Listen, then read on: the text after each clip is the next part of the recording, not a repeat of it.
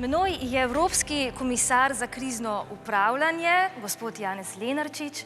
Gospod Lenarčič, hvala lepa, da ste danes z nami. In dan Evrope je res lepa priložnost, da se spomnimo tudi na tisti prvi dogovor, da bi Evropejci začeli sodelovati in se združevati. Pa čeprav se nam zdi, da se v zadnjem času vse bolj razhajamo, vi kot krizni menedžer komisije to še toliko bolj čutite, veliko izzivov tudi za vas.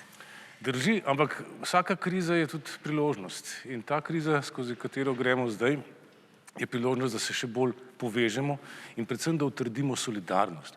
Namreč osnovna evropska ideja je solidarnost. Evropske države so se povezale najprej gospodarsko skupnost, oziroma skupnost za premog in jeklo, iz solidarnosti in zato, da bi dosegli mir na naši celini. Tega ne smemo nikoli pozabiti, namreč evropska integracija je predvsem mirovni projekt. Pa ne samo to, gre tudi za projekt sodelovanja in solidarnosti in to prihaja do izraza še posebej v krizah, kakršna je ta.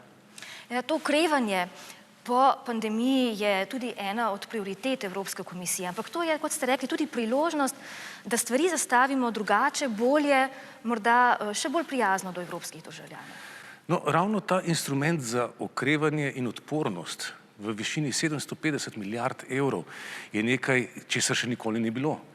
Da si bo lahko Evropska komisija na finančnih trgih sposojala finančna sredstva in jih potem razdelila državam članicam glede na njihove potrebe in glede na to, koliko so prizadete v tej krizi. To je povsem nova ideja, to je inovacija, to dviguje evropsko solidarnost na povsem nov nivo.